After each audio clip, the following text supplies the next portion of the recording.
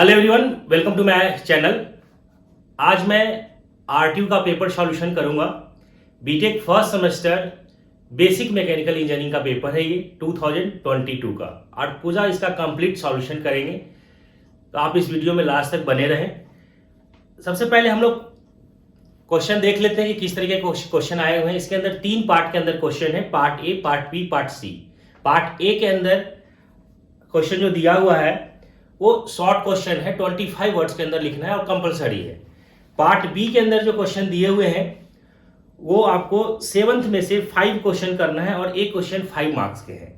Part सी के अंदर long question है, इसमें 5 क्वेश्चन के अंदर 3 क्वेश्चन आपको करना है और एक क्वेश्चन का मार्क्स 10 है। तो टोटल पेपर जो होगा वो 70 मार्क्स का है और 3 आवर्स का ये पेपर है। हम लोग पार्ट ए के अंदर क्वेश्चन हम रीड कर लेते हैं। फर्स्ट क्वेश्चन है, state the first law of thermodynamics. Second, what do you mean by slip in wild. Third, which pump required priming, what is the need of priming. Fourth, differentiate between brazing and soldering. Fifth, mention the steps involve in designing of a part products. Sixth, differentiate between COP and efficiency of the system. Seventh, write 2 important properties of steel. 8, list the 4 important properties of molding sand. 9, give the example of any 2 alloys and their application. 10, mention the different field of mechanical engineering. अभी students मैं part A solution करूंगा, ठीक है। Part A के अंदर first question कह रहा है कि state the first law of thermodynamics. First law of thermodynamics क्या कहता है कि अगर कोई सिस्टम है और सिस्टम के अंदर आप क्यू अमाउंट ऑफ हीट देते हैं, जितना अमाउंट में आप हीट देंगे वो टोटल का टोटल वर्क के अंदर कन्वर्ट हो जाएगा। That is called first law of thermodynamics. इसी का हम लोग स्टेटमेंट देखते हैं। क्या कहता है कि when A system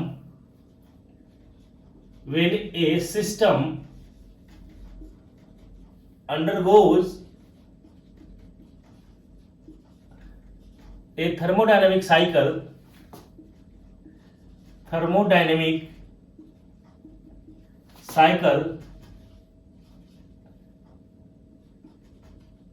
then the net heat supplied to the system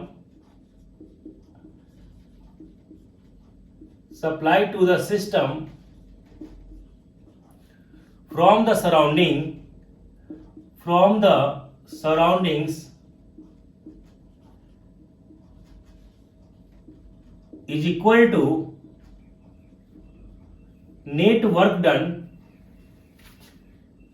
net work done by the system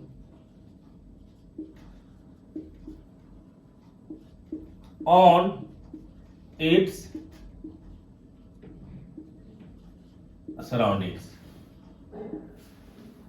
इसका स्टेटमेंट क्या करा कि when a system undergoes a thermodynamic cycle then the net heat supplied to the system from the surrounding is equal to net work done by the system on its surrounding. कि अगर कोई system है और system के अंदर ये हमारा कोई सिस्टम है और सिस्टम के अंदर हम क्यू अमाउंट ऑफ हीट देते हैं तो टोटल का टोटल जो होगा वो वर्क में कन्वर्ट करता है कि D Q is equal to D W.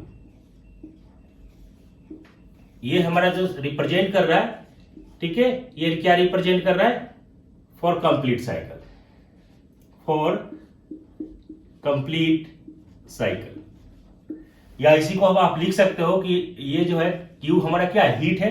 Q is equal to delta U plus W। Delta U क्या है, चेंज इन इंटरनल एनर्जी। जब आप सिस्टम के अंदर जब आप हीट दोगे तो टोटल का टोटल वर्क में कन्वर्ट नहीं करेगा, कुछ ना कुछ एनर्जी को ये रिटेन करेगा। जो एनर्जी को रिटेन करेगा उसको सिस्टम के इंटरनल एनर्जी को बढ़ाने का काम करता है। उसी को हम लोग बोलते हैं चेंज इन इंटरनल एनर्जी, उसको हम डेल्टा यू से डिनोट करते हैं और डब्ल्यू क्या है, वर्क डन है।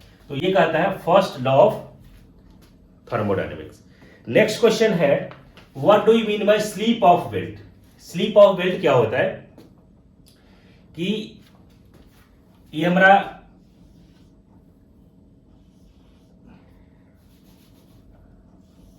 ड्राइवर और ये हमारा ड्रिवन शाफ्ट है,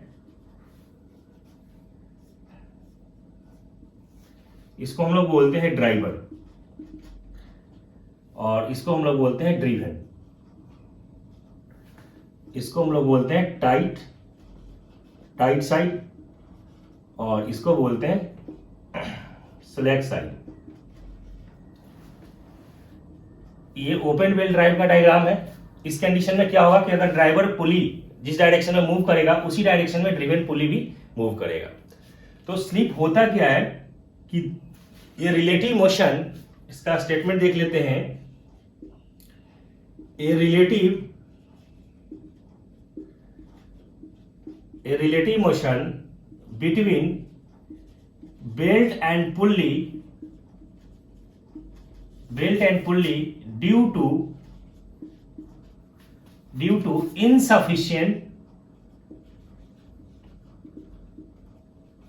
to insufficient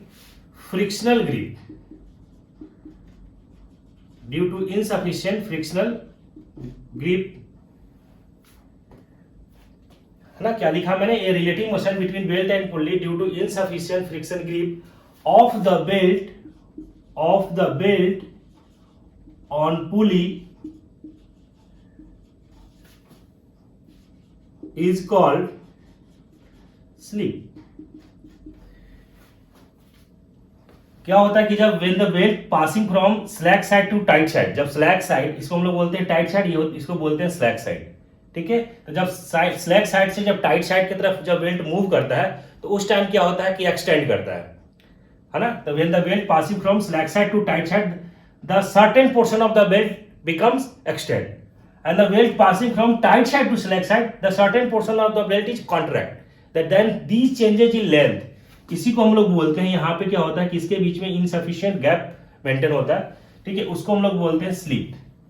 बेल्ट और शाफ्ट के बीच में जनरली हम लोग स्लिप को जो रिप्रेजेंट करते हैं परसेंटेज के फॉर्म में होता है, ये परसेंटेज के फॉर्म में डिनोट करते हैं। जैसे अगर मान लीजिए कि S1 जो है आपका परसेंटेज स्लिप ऑफ ड्राइवर के लिए है और S2 जो है आपका परसेंटेज स्लिप ऑफ ड्रिवन के लिए है। तो हम लोग जनरली परसेंटेज के फॉर्म में इसको शो करते हैं और हम लोग जब आगे डेरिवेशन निकालते हैं तो इसका वेलोसिटी रेशियो भी निकालते हैं कि N2/N1 हम लोग निकालते हैं कि N2/N1 is equal to D1/D2।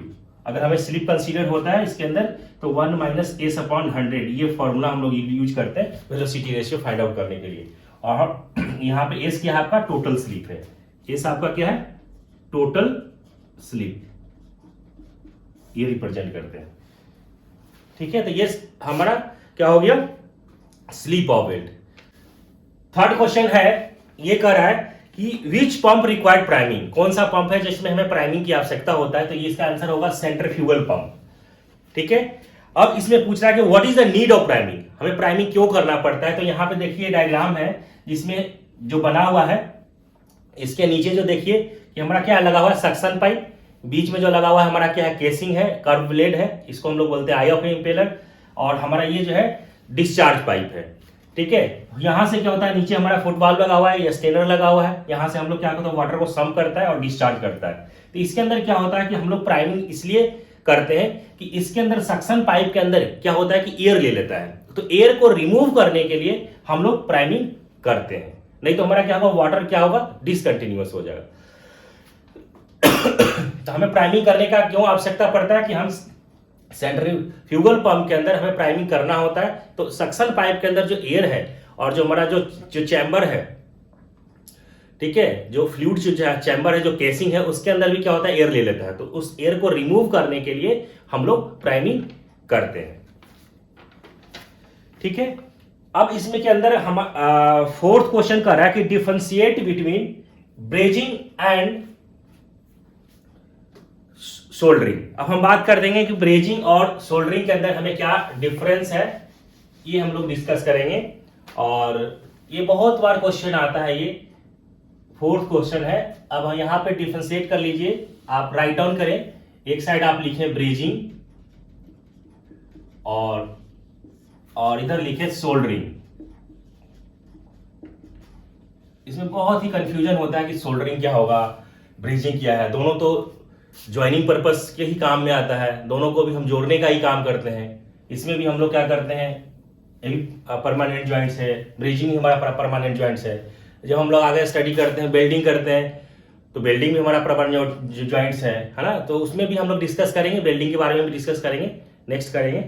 अब सबसे पहले हम लोग बात करते हैं कि ब्रेजिंग, जनरली हम लोग जो ब्रेजिंग जो यूज करते हैं मैकेनिकल इंडस्ट्री के अंदर यूज करते हैं, जो पाइप फिटिंग्स वगैरह होता है उसमें हम लोग ज्वाइन डिफरेंट मेटल्स को ज्वाइन करने के पर्पस में लेते हैं। तो इसको आप लिख सकते हैं कि ब्रेजिंग, फर्स्ट पॉइंट लिखिए कि brazing it is used to mechanical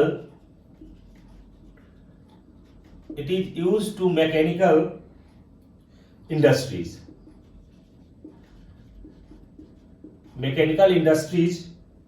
to join different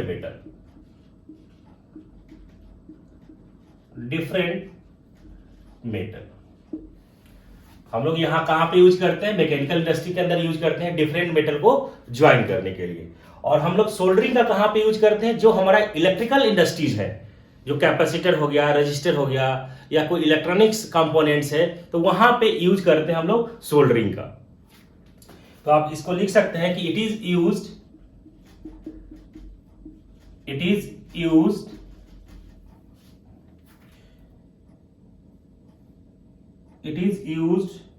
in electrical industries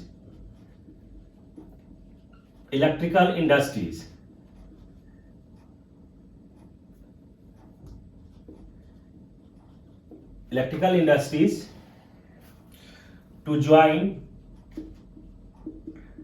capacitor, resistor, wire हो गया, ETC टू इलेक्ट्रॉनिक्स कंपोनेंट्स, है ना, इलेक्ट्रॉनिक्स कंपोनेंट्स को जोड़ने के काम में यूज करते हैं। नेक्स्ट है soldering is done at the temperature above the 450 degree centigrade. Soldering का जो हम लोग यूज करते हैं उसका जो टेम्परेचर लेते हैं वो 450 डिग्री सेल्सियस से ज्यादा लेते हैं। It is done at temperature above 450 degree Celsius and below the critical, and लिख सकते हो आप बिलो द क्रिटिकल, है ना, temperature of the metal, critical temperature of the metal. इसमें क्या लिख सकते हैं कि सोल्डरिंग जो हम लोग यूज करते हैं, यहां पे टेम्परेचर जो हम लोग रखते हैं कि इट इज डन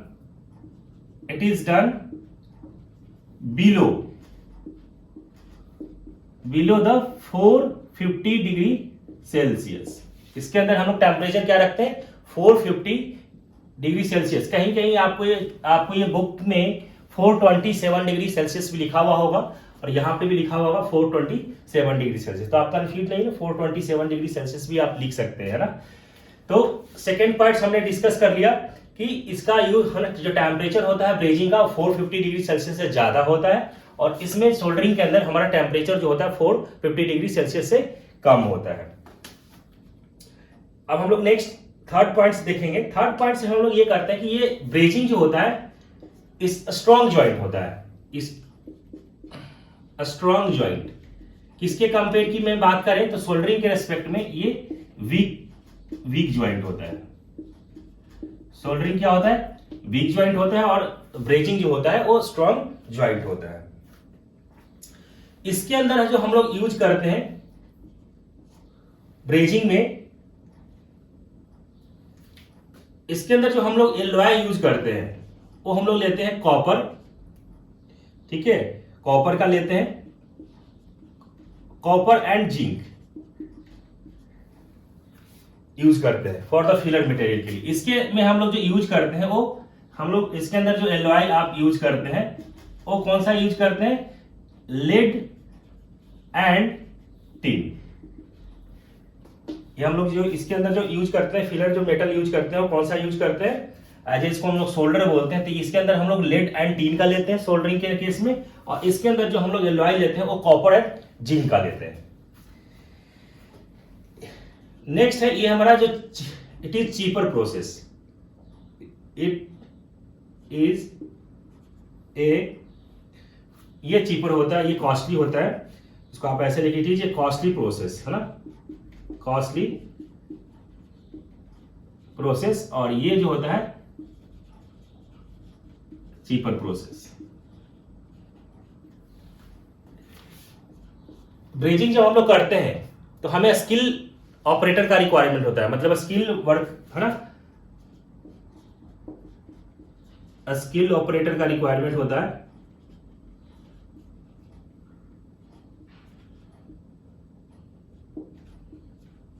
इसके अंदर हमें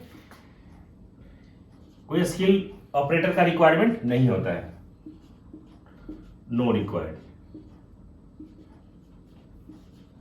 for skill operator.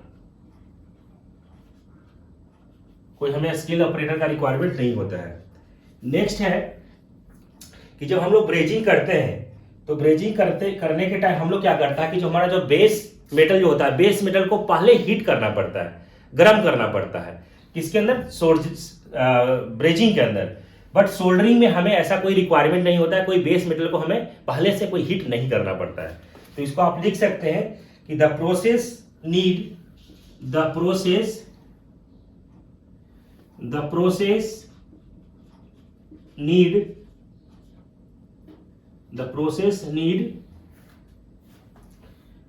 preheating the base metal। और इसमें आप लिख सकते हैं कि ऐसा नो रिक्वायर्ड, इसके अंदर हमें कोई आवश्यकता नहीं होता है। ठीक है, इसको हम लोग जनरली ऑटोमोबाइल इंडस्ट्री में यूज करते हैं। It is used automobile industries.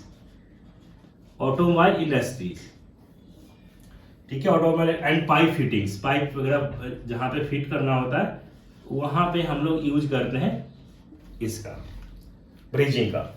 इसके अंदर आप लिख सकते हैं कि इसको जो हम लोग यूज करते हैं, it is used to join electronics component. It is used to join electronics component. तो ये मेन डिफरेंस है ब्रेजिंग और सोल्डरिंग के अंदर। ठीक है, अब इसके अंदर जो नेक्स्ट क्वेश्चन है, नेक्स्ट क्वेश्चन के अंदर ये करा कि mention the steps involve in designing process, कि step involve in designing of a part. इसके अंदर 7 स्टेप्स है जो हम लोग किसी भी डिजाइन कोई भी कंपोनेंट्स बनाते हैं तो उसका हम लोग जो डिजाइनिंग करते हैं। सबसे पहले है आइडेंटिफाई द प्रॉब्लम को आइडेंटिफाई करते हैं, देन उसके रिसर्च करते हैं डेप्थ में जाकर के। सेकंड पॉइंट है research it in depth. Third point है identifying the problem solution, problem को आइडेंटिफाई करते हैं। नेक्स्ट है evaluating and selecting the promising solution, find out करते हैं। क्रिएटिंग ए प्रोटोटाइप, उसके बाद हम लोग मॉडल उसका बनाते हैं। देन हम लोग क्या करते हैं कि testing and trouble shooting, testing के लिए हम लोग करते हैं। नेक्स्ट है हमारा making the improvements and releasing the final product. जब हमारा टेस्टिंग हो जाता है तो हम उसको फिर फाइनल प्रोडक्ट के लिए भेज देते हैं। तो ये था हमारा various step involve in designing of a part. Next है differentiate between coefficient of performance and efficiency of the system. तो 6 क्वेश्चन है। 6 क्वेश्चन में कह रहा है कि सीओपी और इफिशिएंसी ऑफ ए सिस्टम में क्या डिफरेंस है। तो आप यहां पे लाइन खींचे, यहां पे लिखें इफिशिएंसी और यहां पे लिखें सीओपी, कोएफिशिएंट ऑफ परफॉर्मेंस। तो अगर मैं बात करूं कि कि सिंपल किसी भी सिस्टम का इफिशियंसी हम लोग फाइंड आउट करते हैं तो कैसे निकालते हैं, है ना। इफिशियंसी को हम लोग ईटा से डिनोट करते हैं, it is the ratio of output upon input, यही तो होता है। अगर मैं इसकी भी बात करें तो ये भी, इसमें भी क्या होगा, सेम होगा। अगेन मैं बात करूं कि इसका जब हम लोग इफिशियंसी निकालते हैं तो कैसे निकालते हैं, work done divided by input, ऐसे फाइंड आउट करते हैं। इस केस में हम लोग अगर निकालेंगे सीओपी, कोएफिशिएंट ऑफ परफॉर्मेंस, तो अगर मैं बात करूं कि सीओपी ऑफ रेफ्रिजरेटर के केस में निकालेंगे तो उस कंडीशन में क्या होगा, देखिए कि यहां पे रेफ्रिजरेटर का काम क्या होता है कि ठंडा करना, कूल करना। तो हम लोग according to second law of thermodynamics study किए थे, क्लॉसियस सेकंड लॉ, कि the heat cannot be flow from low temperature body to the higher temperature body. ठीक है, हमेशा हीट का जो ट्रांसफॉर्मेशन होता है लो बॉडी से हायर बॉडी की तरफ नहीं होता है जब तक कि उस पर हम कोई एक्सटर्नल सोर्स नहीं लगाते हैं। अब हम लोग यहाँ पे क्या कर रहे हैं कि हमारा रेफ्रिजरेटर ठंडा करने का काम कर रहा है, तो लो टेम्परेचर से हम हायर टेम्परेचर की तरफ जाएंगे, तो उसके लिए हमें यहाँ पे रेफ्रिजरेटर लगाना पड़ेगा, कोई अदर सोर्स लगाना पड़ेगा। तो यहाँ पे मैंने एक रेफ्रिजरेटर लगा दिया, यहाँ पे एक मान लीजिए कि हमारा सिंक है और ये हमारा हीट सोर्स है, हीट सोर्स है। इसका टेम्परेचर T1 ले लीजिए, इसका टेम्परेचर T2 ले लीजिए, ये आप Q2 ले लीजिए यहां से, और ये Q1 ले लीजिए। यहां से वर्क क्या हो रहा है, इनपुट देते हैं। अब यहां पे हम लोग क्या देख रहे हैं कि हमारा लोड, ये क्या है, सिंक जो हमारा क्या है, लोड, ये हायर टेम्परेचर है और ये लोअर टेम्परेचर है। अब लो टेम्परेचर से हम हायर टेम्परेचर की तरफ जा रहे हैं, यहाँ पे हमारा रेफ्रिजरेटर लगा हुआ है। तो ये सीओपी जो हम लोग निकालते हैं, इसका फॉर्मूला होता है कि it is the ratio of heat extracted at low temperature to the work input, या इसी को हम लोग बोलते हैं रेफ्रिजरेटिंग इफेक्ट। इसको क्या बोल सकते हैं कि heat extracted at low temperature divided by work input, या आप इसको लिख सकते हैं refrigerating effect to the work input, या इसको रेफ्रिजरेटिंग इफेक्ट। अगर मैं वर्क, यहां से वर्क डन कितना हो जाएगा, तो देखिए वर्क डन क्या हो जाएगा, Q2 plus R is equal to Q1, यही होगा। R मतलब यहां पे आप ऐसे निकालें Q2 प्लस W, इसको आप लिखें ऐसे कि Q2 plus W is equal to Q1, तो यहां से वर्क डन क्या हो जाएगा, Q1 माइनस Q2, ये हमारा वर्क डन हो गया। तो रेफ्रिजरेटिंग इफेक्ट यहां से कितना हो जाएगा, वर्क इनपुट की मैं बात कर रहा हूं, तो वर्क इनपुट देखिए रेफ्रिजरेटिंग इफेक्ट यहां से कितना है, कितना लिखिए, हमारा जो लो टेम्परेचर है, लो टेम्परेचर से कितना हीट है यहाँ पे, Q2 है, तो Q2 डिवाइडेड बाय यहां से क्या आ जाएगा, Q1 माइनस Q2, और यहाँ पे आप ऐसा भी लिख सकते हैं, इसका टेम्परेचर क्या है, T2 है, तो T2 divided by T1 minus T2, ये हमारा निकल गया COP ऑफ रेफ्रिजरेटर। तो ये अगर मैं बात करूं कि हम अगर COP की बात करते हैं रेफ्रिजरेटर का, तो हमारा ये फॉर्मूला निकल करके आता है। अगर सिंपल बात करें किसी भी सिस्टम का इफिशियंसी की अगर हम बात करते हैं, तो सिंपल हम लोग निकालेंगे work done upon input calculate करेंगे। नेक्स्ट ये भी डिफरेंस हम लोग देखेंगे कि इफिशियंसी जो होता है किसी भी सिस्टम का हमारा 1 से कम होता है, लेस देन 1 होता है। और मैं इसकी बात करूं कि COP का, तो हमारा जो इफिशियंसी जो निकालते हैं ग्रेटर देन 1 होता है। ठीक है, COP अगर रेफ्रिजरेटर का निकाले तो 1 से ज्यादा होता है, और किसी भी सिस्टम का निकालते हैं तो 1 से छोटा होता है। तो ये मेन डिफरेंस है COP एंड किसी भी सिस्टम का इफिशियंसी हम लोग निकालते हैं। है प्रॉपर्टीज ऑफ स्टीम। अगर मैं बात करता हूं इसका प्रॉपर्टीज जो है स्टीम का, तो फर्स्ट पॉइंट अगर अपन इसमें देखें कि vapour form of water is called steam. Water is one of the pure substances which can exist in 3 different phases, namely solid is as solid phase as ice, in liquid phase as water, in gaseous phase as steam. In all the 3 phases it retain the same chemical composition. Next question है 8 number question है properties of moulding sand. Properties of moulding sand.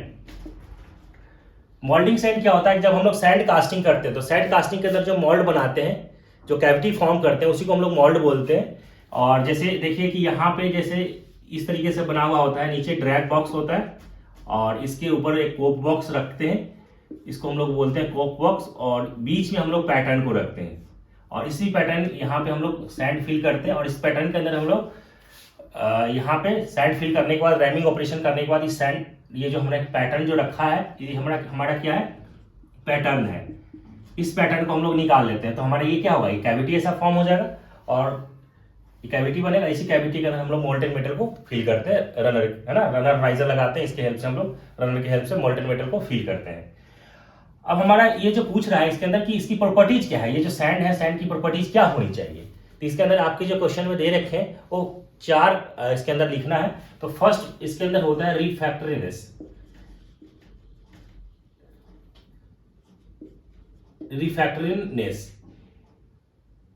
रिफ्रैक्टरीनेस क्या होता है कि जब हम लोग इसको हाई टेम्परेचर पे चूंकि जब इसके अंदर मोल्टेन मेटल को जो फिल करेंगे, मोल्टेन मेटल को जब फिल करेंगे तो हाई टेम्परेचर पे होगा।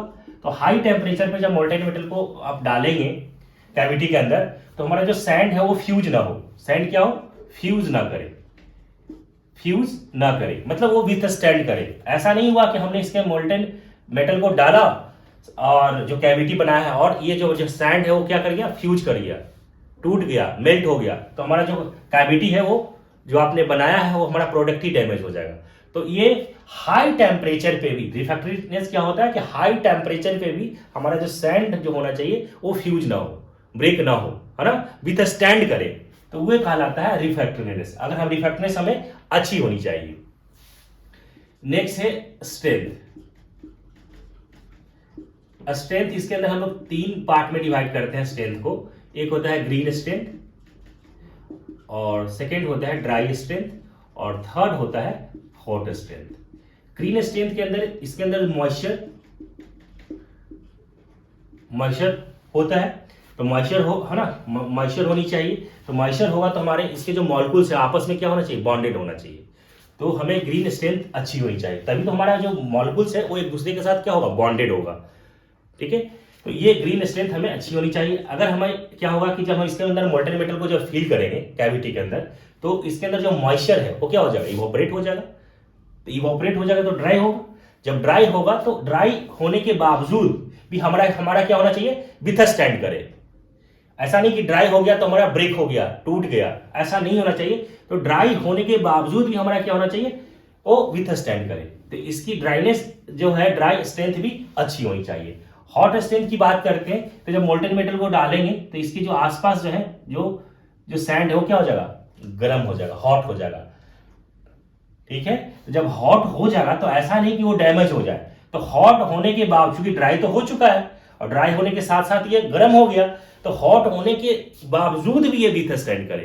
तो हॉट जो स्ट्रेंथ होना चाहिए वो भी अच्छी होनी चाहिए। तो ये बहुत ही इंपॉर्टेंट है कि हमें स्ट्रेंथ के अंदर ग्रीन और ड्राई और हॉट तीनों है ना, ग्रीन स्ट्रेंथ, ड्राई स्ट्रेंथ और हॉट स्ट्रेंथ अच्छी होनी चाहिए। थर्ड है परमिएबिलिटी।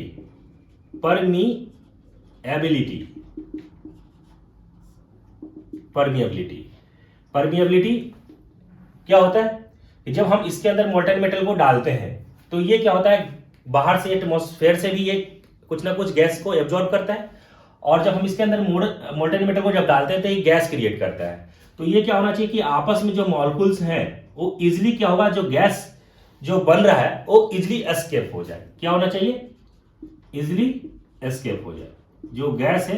नहीं तो क्या होगा, अगर इसके अंदर गैस बाहर रिमूव नहीं होगा तो ये डैमेज कर देगा, पीस को क्या करेगा, जो आपने पैटर्न बनाया है, डाला था इसके अंदर, जो कैविटी बनाया है उसको डैमेज करेगा। तो इजिली जो गैस है उसको रिमूव कर दे। इसी के लिए हम लोग कभी कभी क्या करते हैं, हम लोग वेंट रॉड का यूज करते हैं और इसे हम रॉड से क्या करते हैं, इसको होल्ड करते हैं ताकि हमारा गैस जो है वो रिमूव हो जाए। तो परमिएबिलिटी अच्छी होनी चाहिए। अगर जितना अच्छा परमिएबिलिटी होगा तो उतना प्रोडक्ट हमारा बन करके आएगा।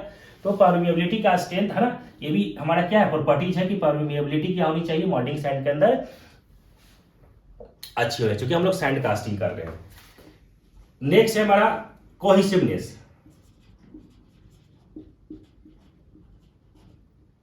कोहेसिवनेस क्या होना चाहिए कि आपस में जो मॉलिक्यूल्स हैं वो बॉन्डेड होनी चाहिए।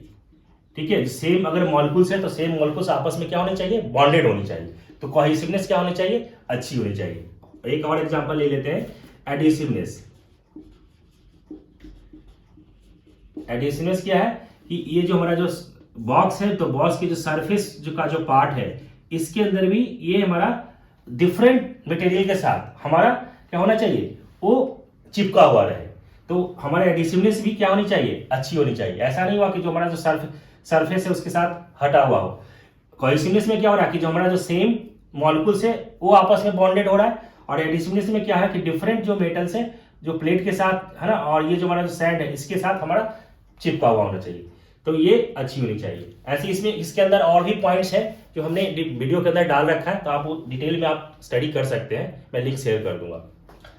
नेक्स्ट क्वेश्चन कह रहा है कि 2 एलॉय के आपके नेम मेंशन करना है और इसके कोई एग्जांपल लिखना है। तो जैसे एग्जांपल मैंने लिख लिया कि स्टेनलेस स्टील और निकल स्टील। ये हम लोग स्टेनलेस स्टील हम लोग कहाँ पे यूज करते हैं, for making the utensils and surgical में हम लोग यूज करते हैं। निकल स्टील का हम लोग यूज करते हैं for making electrical and automobile parts के अंदर हम लोग यूज में करते हैं। नेक्स्ट क्वेश्चन है, क्वेश्चन नंबर 10 है। ये कह रहा है कि mention the different field of mechanical engineering. Mechanical engineering का हमें कहाँ पे स्कोप है, कहाँ पे कौन से एरिया के अंदर वर्क करते हैं। तो अगर मैं बात करूँ कि मैकेनिकल इंजीनियरिंग के अंदर अगर एरिया की बात करें तो कौन से एरिया के अंदर हम लोग काम करते हैं, जैसे ऑटोमोबाइल इंडस्ट्री हो गया, ऑटोमोबाइल इंडस्ट्री के अंदर हम लोग करते हैं, ऑटोमोबाइल इंडस्ट्री,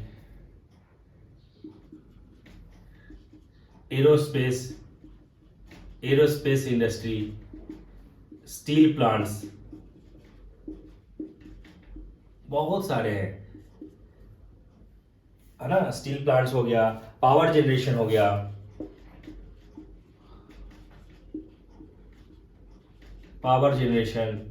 बहुत सारे इसके अंदर है ना। रेलवे डिपार्टमेंट के अंदर भी काम करते हैं, रेलवे डिपार्टमेंट ईटीसी, बहुत सारे इसके एरिया के अंदर वर्क करते हैं। अगर मैं बात करूं कि कौन से सेक्टर के अंदर वर्क करते हैं मैकेनिकल इंजीनियरिंग के जो स्टूडेंट्स हैं, तो बहुत सारे इसके अंदर सेक्टर है आपके। जैसे आप ओएनजीसी हो गया, ONGC oil natural and gas, ONGC oil natural and gas corporation, ठीक है।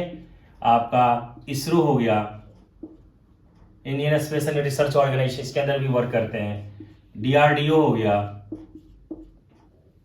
Defence research and development organisation, इसके अंदर भी हम लोग वर्क करते हैं। बहुत सारे हैं, सेल है, steel authority of India limited, इसके अंदर भी वर्क करते हैं। गेल है, gas authority of India limited, इसके अंदर भी करते हैं, ठीक है। बेल के अंदर भी काम करते हैं। भारत हैवी इलेक्ट्रिकल लिमिटेड के अंदर भी वर्क करते हैं। फिर आपका एनटीपीसी का भी, इसके अंदर भी एग्जाम हम लोग इसके सेक्टर के अंदर भी जाते हैं। एनटीपीसी के अंदर क्या होगा, इसके अंदर हम लोग आइडेंटिफाई करते हैं। एक होता है नेशनल थर्मल पावर कॉर्पोरेशन, जो टेक्निकल वाले बंदे जाते हैं, और दूसरा होता है नॉन टेक्निकल का होता है। नॉन टेक्निकल है ना, पॉपुलर कैटेगरीज के अंदर आता है, ये रेलवे बोर्ड करवाती है। तो इसके अंदर हम लोग 2 पार्ट के अंदर इसको हम आइडेंटिफाई करते हैं। तो बहुत सारे सेक्टर्स हैं जो मैकेनिकल इंजीनियरिंग के जो स्टूडेंट्स हैं वो अलग अलग डिफरेंट फील्ड्स के अंदर जाते हैं। तो ये पार्ट ए के अंदर जो 10th क्वेश्चन जो दिए हुए थे, और ये कंपल्सरी था, और ये 2 मार्क्स के अंदर क्वेश्चन दिया हुआ था। तो आई होप स्टूडेंट्स का आपको सारी क्वेश्चन समझ में आ गया होगा। अगर आपको आया है तो आप चैनल को सब्सक्राइब कर लें, और इसके सेकेंड जो पार्ट है, पार्ट बी और पार्ट सी, उसको नेक्स्ट वीडियो में कवर करेंगे। Thank you.